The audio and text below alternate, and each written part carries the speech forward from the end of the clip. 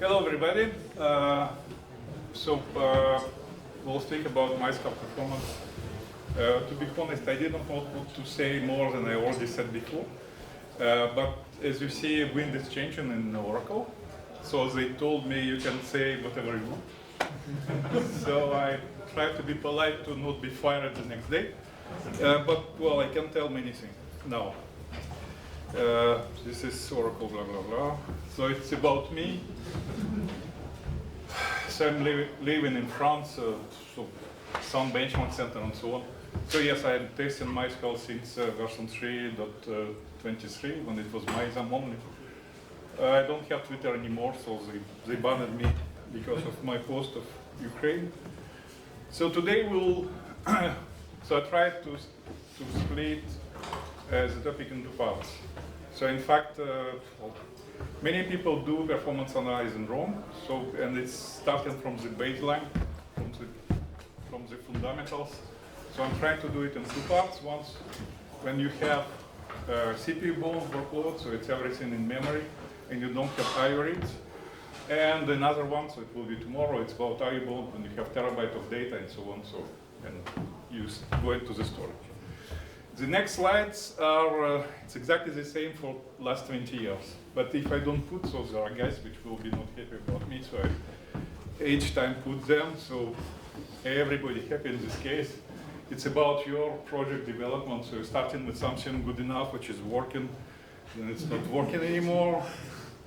Then you have overload, and you did not expect, and then even if you put your efforts and it's still not enough, and finally you have success and you totally overload and so on. Well, so that's why you need to analyze how things will go to predict, because even if you do something right, you can still break everything. And well, there are few or more. So even if you expected something to be solid, it can be smashable the next day, so it just everything is changing all the time. But well, this is just not really technical stuff. This is about Russian work. So we are focusing on the work, but if you forget about real life, one day probably you have no more cars, no less. So if you support Ukraine, do it. If you still think about and so on, Slava Ukraine. So let's go to the roots.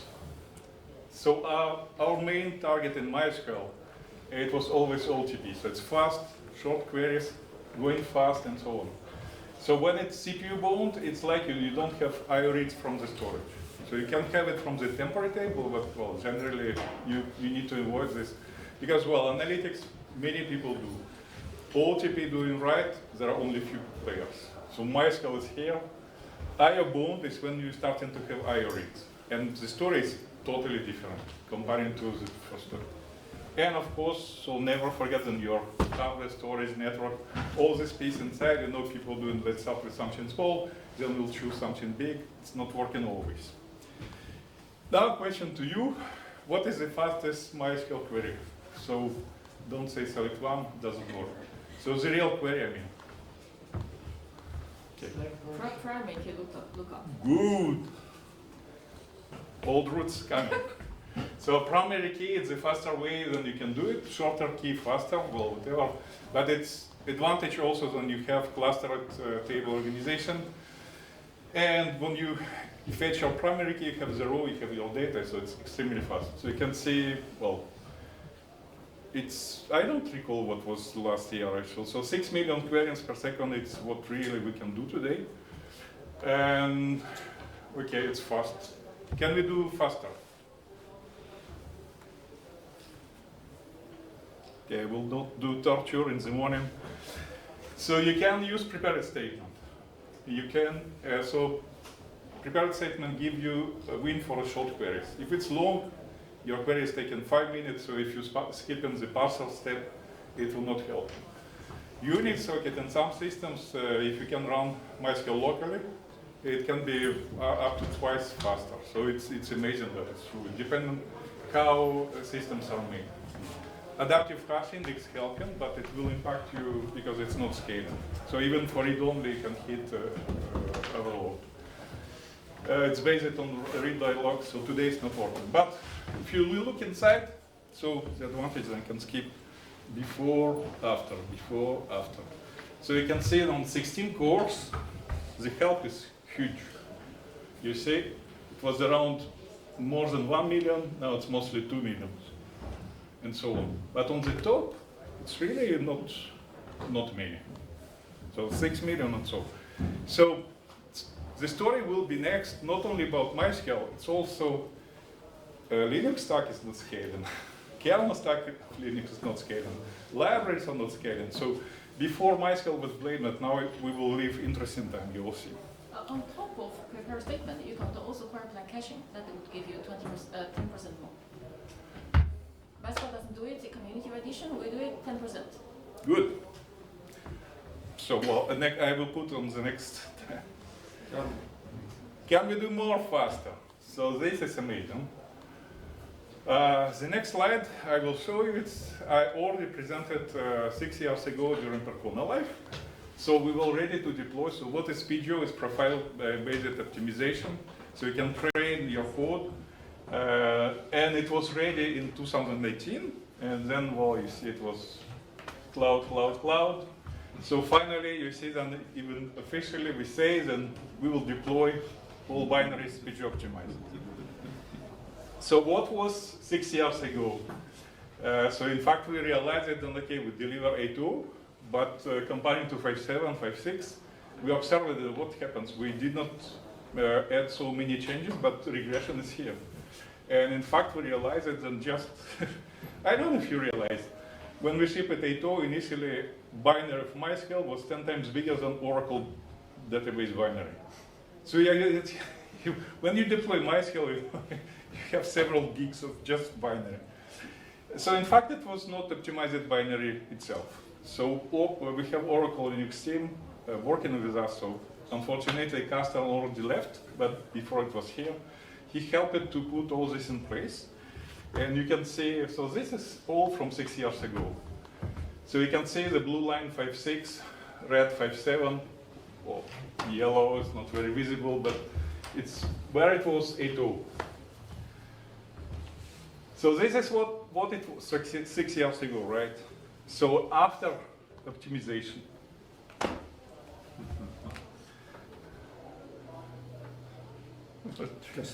I did not touch anything.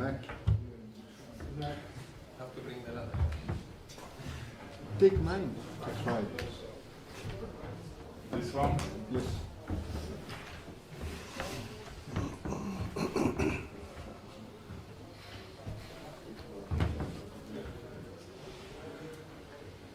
You will just copy all your data on my machine. It's not normal.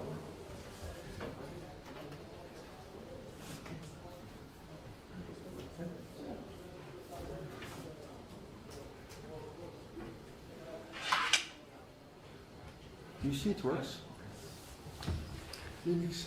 Will work for 5 minutes and then it will be over, I know. So it's 6 years ago when we shipped 8.0, and you can see with optimization. So in fact, you can have several levels of optimization. So the entry level optimization 1, so you can see we're already on the green line. So we already outpassed 5.7. If we do higher level of optimization, we're already better than 5.6. And it's on the small machine, low load, you see, so and then everything's going higher and so on. If you're in Python, so if it's just short how you can do it yourself. So it's already 6 years ago, it was integrated in CMake. Well, but it was not shared publicly and so on. So and you can get your gain. It will not fix everything. So you need to keep in mind that it will solve just the case when we have many instructions. So there are so many instructions in the binary, so we will have instruction cache miss on the CPU. So it will just improve this part. If you have real regression, you will see in the next slide. it will not solve it. Real regression remains real regression. But if we can improve just execution of the code, so it will be done. So it's how we can do faster, how we can do slower.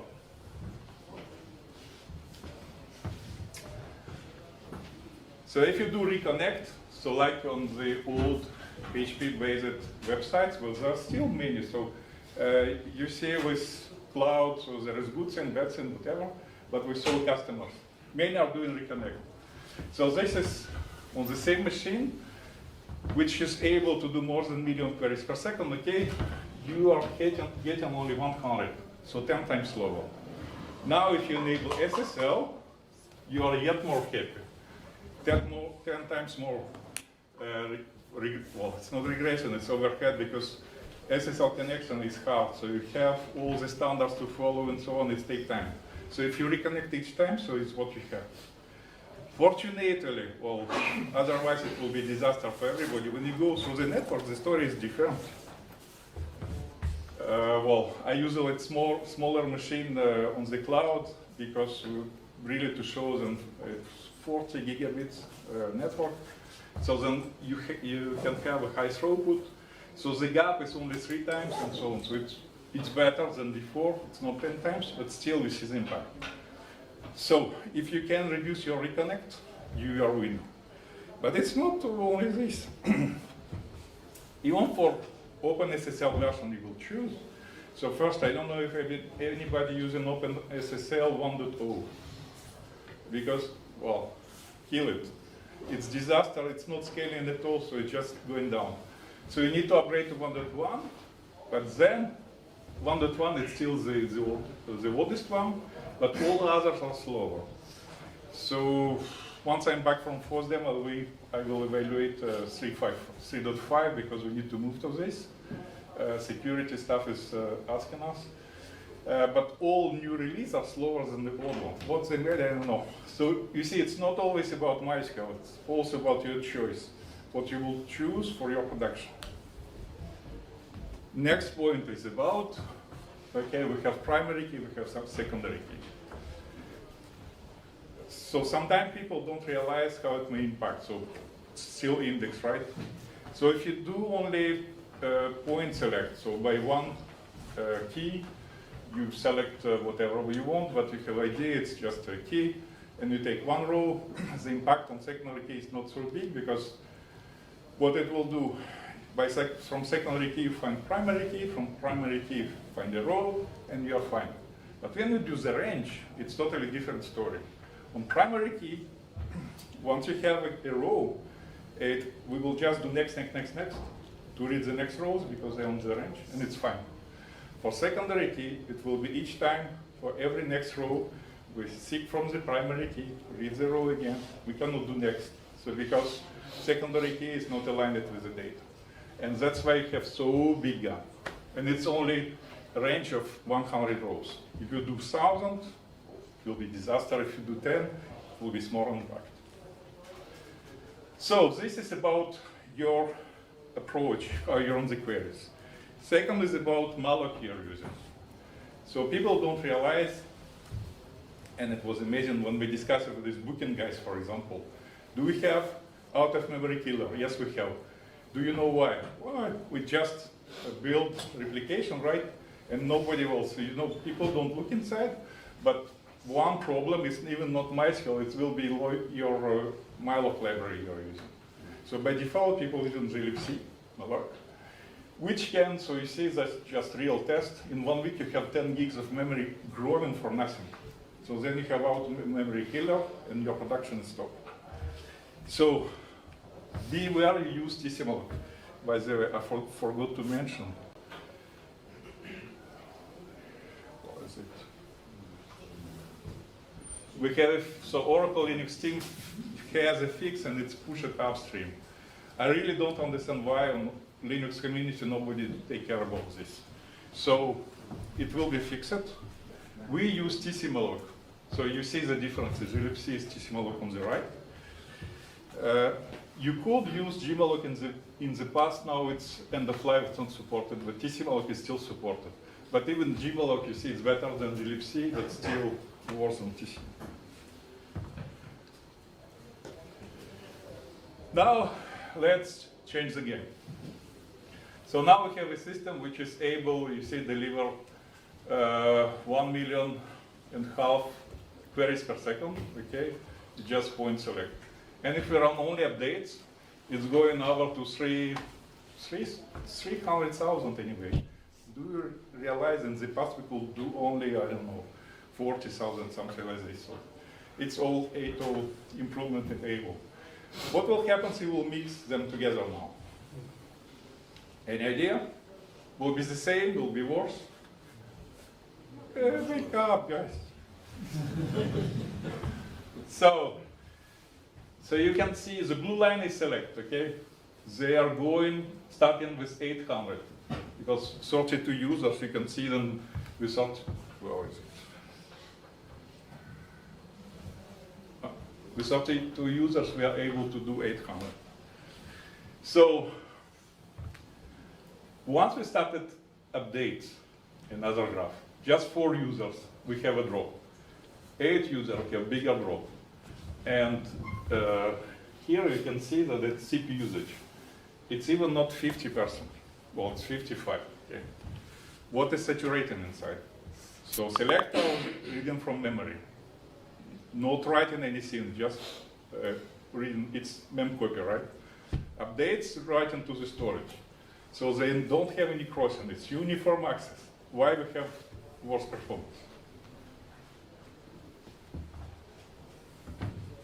I like the silence. So, just a guy to help you. It's all about read view. So in fact, when we have only select, we don't need read view because there is no changes. So nothing will change. We don't need to create it. It's for MVCC. So you need to have a view of your data exactly when you started. So if you have changes in parallel, so you need to keep your snapshot. So, and this you can see directly by spin rounds on the transaction sys mutex. So it directly jumps. More you have changes in parallel, higher it will be and higher it will impact. That's why it's important when you choose transaction isolation. So many people want to use read commit, so RC. By default, we use error. And why we use error by default? Because read view is only created on the beginning of transaction. For committed read, it's for every query. And that's why, so now you can see it's, so what is it? The blue line is a normal repeatable read, error. RC is the green and red. And once we have optimized, PG optimized binary, you can see that for error, from blue we go into orange. You see improvement with PGO. For RC, there is no improvement because you have real bottleneck inside. So currently, our teams are working to make RC exactly like error. So then everybody will be happy. Let's see. Peter is not here because next slide will be for him. So once we speak now about testing and so on, so let's look, because you still need to pay attention about your configuration. So Peter Zaitsev was always saying it's complicated. So now it's auto-adaptive, okay? Especially for Peter, because he's still using 10 old year slides. So today, just 2 lines is enough. Everything else will be auto-adapted to your system, okay? You have nothing to do, and it will be just good enough. You don't need to pay attention. The main point is about data safety. So I just want to repeat you, so don't change transaction commits in bin log because people expecting, okay, we'll have better performance if we'll not flash for every commit. It will be flash for once per second. And anyway, I have replication, so even if I lose one node, I will not lose everything. You will lose everything. So this was the kind of urban story. So people expected by replication to safety. It doesn't work. So, and just because it was confirmed because they wanted to go with this on cloud, and it's not possible. So it was data for people, and it will be disaster. So once it's 1 means, and you will always do fsync on the storage, okay? And that's why your storage latency will be extremely critical. So if you have only one connection, so for every commit you will have fsync. So if your storage latency for fsync is only 1 millisecond, you cannot do more than 1,000 commits per second, that's all. So in the past we got financial customers who say, we want only to have one connection, it will do everything. It will do, but very slowly. So that's why you need to have parallel work, many user connections if you want to deliver high load and so on. So it's very easy to check your latency on the storage. Be careful because some flash storage can be presented to you like very powerful, and in fact it will be bullshit because it will be very slow for everything, fast probably for something else, but you will see a big difference between different flash storage. So keep in mind, then redo-log size now auto-resize it according to your system, and you can resize it on demand, which was not possible before. In A2, I don't know if you hope you hear about, but we have also option to enable and disable redo-log threads. So it's easy formula one to do, depending on binlog, because you have additional overhead. The good point from night, I don't recall, well, definitely night 7, it's already will be auto-adaptive. So depending if you enable binlog and how many CP cores you have, you will. Oh, binlog, special topic. So redo-log doing for every commit, but binlog by design, it's keeping only committed data. You see, so it will not do anything until you did not commit on InnoDB. So this is important to keep in mind. So it means every write is twice longer. So before you finish everything to write on InnoDB, and only then you will write something to binlog. And even if you don't write, so binlog by its presence already gives you this overhead. You sync or not sync, it's already this. So in this case, if you have many reads and only few writes, okay, your slowdown will be small because, well, just once you finish your transaction, you will do small writes to binlog and you're fine. But if you have many people, so you see in this case, like in this example, it's from Sysbench, it's only 30% slower. But if you have only updates, for example, this is about 3 times. So I don't know if people think it's not important. I think it's crazy important. So Amazon has already implemented something to do to write binlog in parallel. Anybody ask it, Amazon, share your code, put it on open source, help MySQL community? No?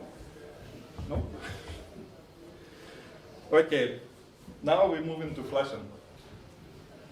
So flashing again, you see in the past it was a huge pita, and then it changed. So we introduced adaptive flashing, which was based on the redo log fill up, so according to checkpoint age. And the same about dirty pages, fill up. So in fact, you don't really care about how many dirty pages you have. You know, everything can be dirty, so until you have place in redo log, you just write your change, you don't need to flash everything, like, I don't know, some other databases. So once you don't have space in redo log, so you need to reduce your checkpoint age, so you need to flash all their pages, that's all. But for example, you may do modification in the one page, it will be massive changes, going to redo log, everything in log, and then once you flash at the page, okay, it's everything done. Your checkpoint age is just on 0. So this is all working dynamically, and the same for LRU depths, for free pages, and it's all driven by checkpoint age, so by activity in the redo log. Higher your activity, so more we will write. And that's why you have IO capacity max. So when your fill up of redo log is low, so dynamically we'll use a formula to use smaller percentages for IO capacity. When you fill up, it will go to higher level and you'll write more.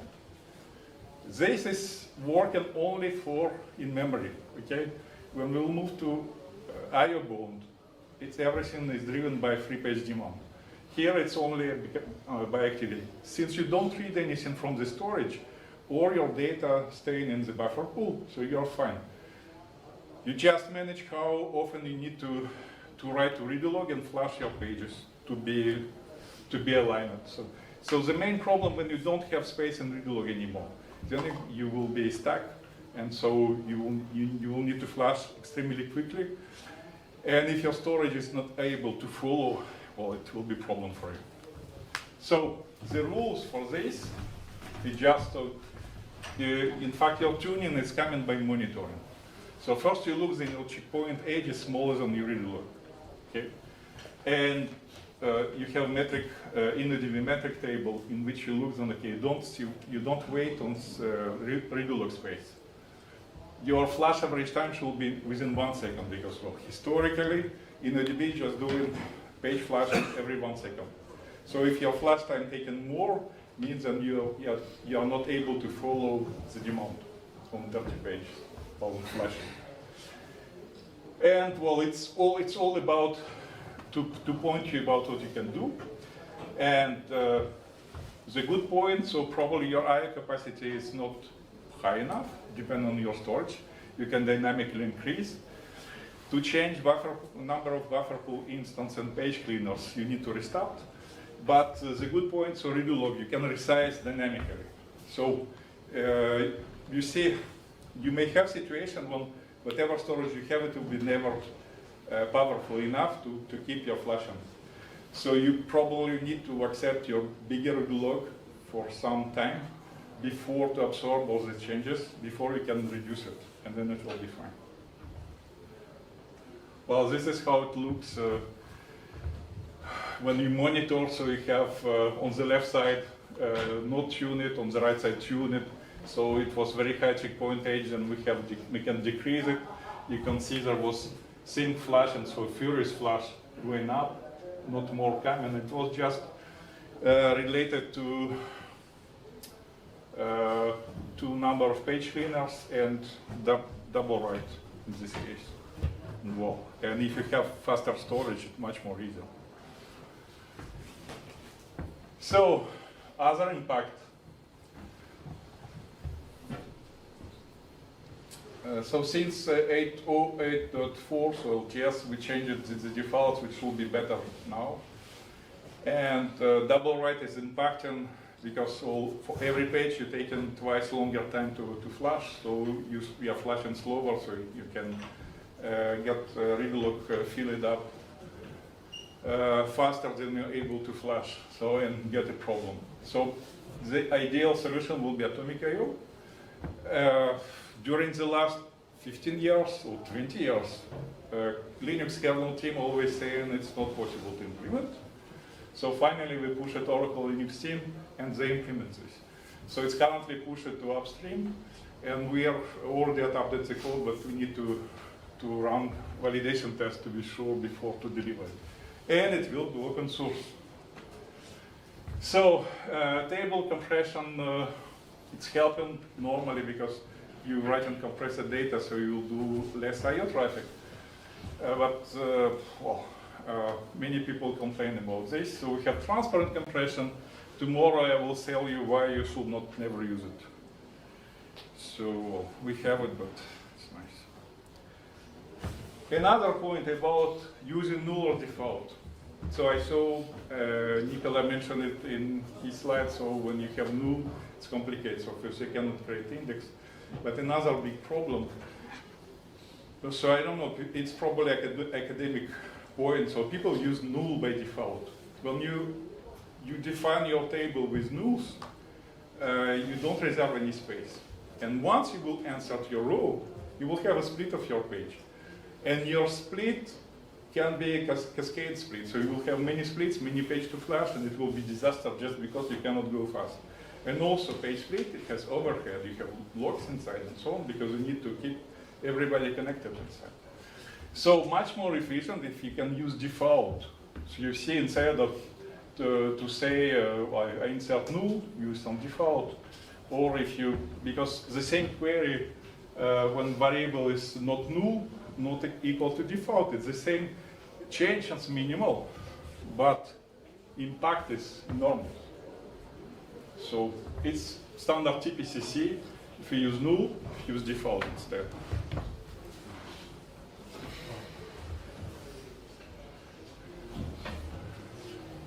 About logs.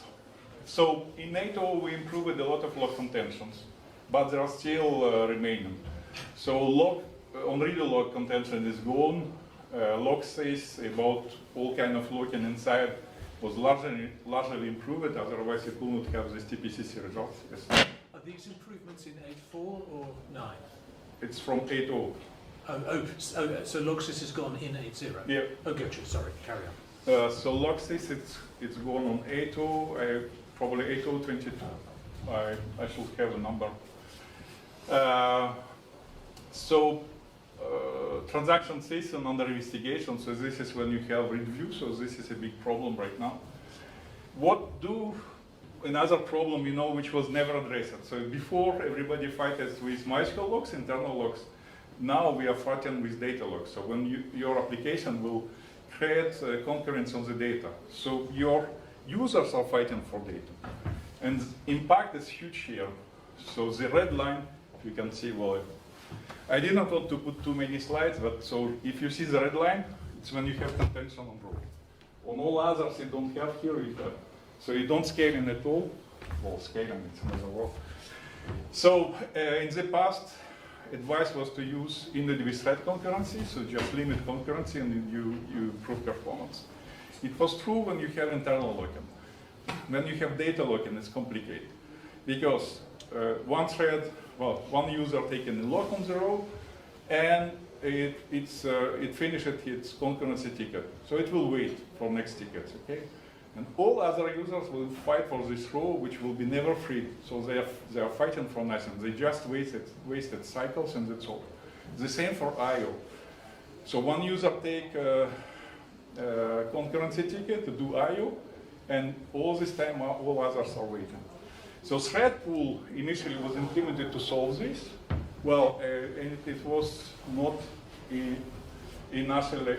enough improved on the time. So because solution here is to not limit thread activity for transactions. So when you limit a number of active transactions, a transaction will fight between them, and just all others are waiting. So and only once one transaction finishes, another can come. So you avoid all overhead here, and so you see in similar situation. So you can see what happens with the new transaction pool in action. So it's the same load, you can see them without, on 64 users it's just decrease. So thread pool is not solving performance, but it helping you to keep it stable on high load. So when you need to, when you will decrease, you will not, that's all. So here is a blog link about all the details and so on. Sorry. Yeah. Is this thread pool the one that exists in MySQL Enterprise? Yeah, it's Enterprise today. So we use it on cloud, and it's on cloud it solved the problem from OpenSSL 1.0, which was used by default everywhere. Otherwise, it was just disaster from the first day. So I don't know if one day it will be open source or not. So it's today it's one of the features which really helps you in production. So if you don't take the oracles, there is also Performance has a thread pool as well. That's open source. it's not the same. This is different. This one is working, not another one. Why is open source, the other one is not?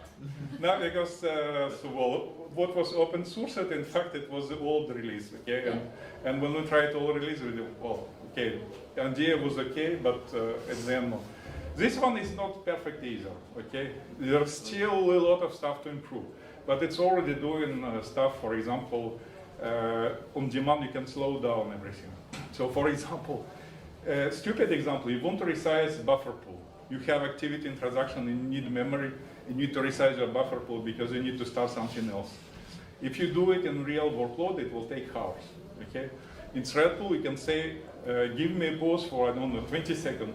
It will just wait for all transaction finish and give you 20-second wait. Buffer pool resize will take 10 seconds, fine, because there is no activity, that's all. And you continue. So otherwise, there is nowhere. So, the last point about tuning, it's about undo and purge. So this is topic on itself, so I just put it here. So right now, the only way to keep it stable is to use this option about inadvertent max purge lag.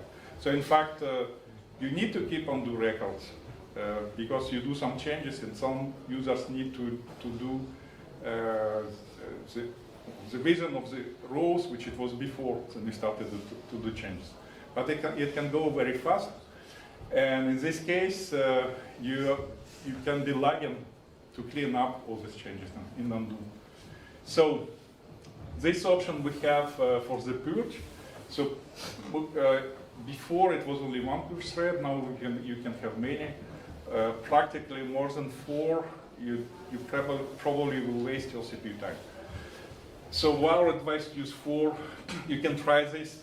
What it will do, it will add sleeps for every your write request.